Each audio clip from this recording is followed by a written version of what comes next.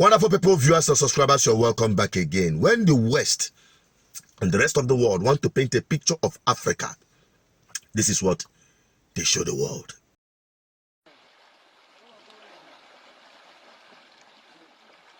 Hey!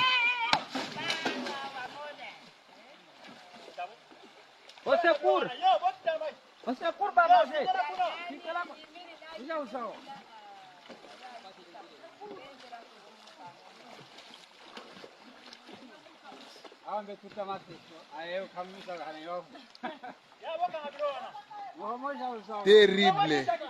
And I must tell you, in as much as we have a crop of political leaders in Africa who could not contribute to the meaningful development of their people, who could not construct a single bridge to solve problem, just like this one, we have genuine and ingenious Africans doing exploit that we all must protect.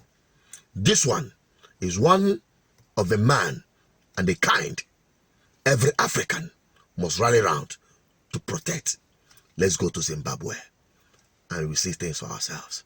What we're looking at is called the green power off-grid machine. It is 0.5 megawatt, and we are relying with the radio frequency. We harness a radio frequency, convert it into pure energy that is useful. It is called a microsonic energy device. A microsonic energy device, it is the generator in this machine.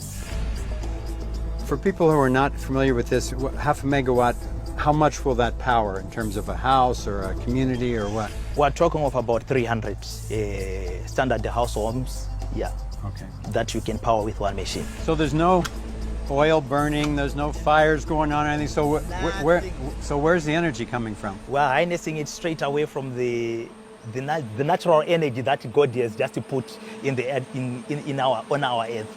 Yeah, the radio frequency. So nothing unusual, but the main point is that a meter away there's no frequencies being transmitted from a microwave tower next to the park we're standing in.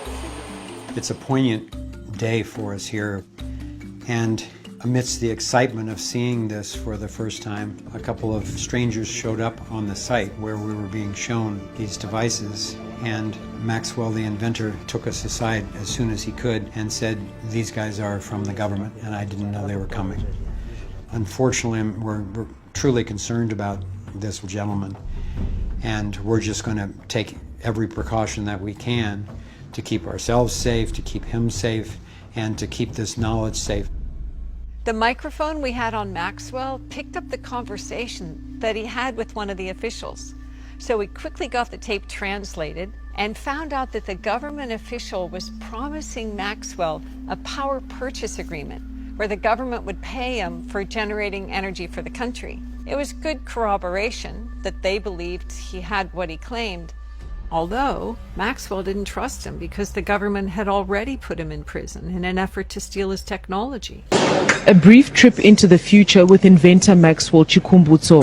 He's claiming a scientific breakthrough with this green energy technology, an electric car which he says converts radio frequencies into energy. The powertrain, we did it in-house, which makes it the first electric vehicle in the world that drives without needing recharging systems. On the greener power off-grid machine, it's very unique. For the first time, energy is being generated using a radio frequency and without moving paths. Chikumbutso is not the typical scientist. He dropped out of school aged 14 and says he's developed his blueprints through research and visions from God. A showroom in Harare showcases his prototypes. A helicopter that operates using any one of the 5 fuels, including paraffin, a drone and a household transformer that he says can multiply power 100-fold.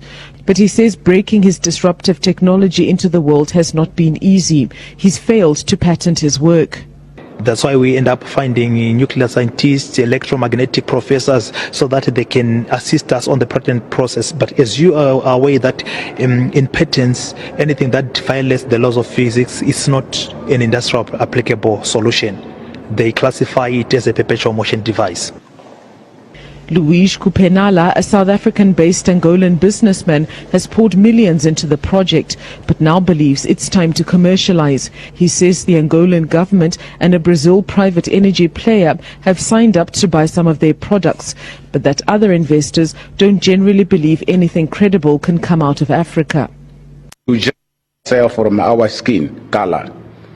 We don't believe on ourselves. But obviously, a new generation has another responsibility to change this kind of paradigm to another level, whereby we have to capitalize on our abilities in Africa. Zimbabwean scientists who spoke to the SABC also expressed skepticism, but Chikumbutso brushes the naysayers aside.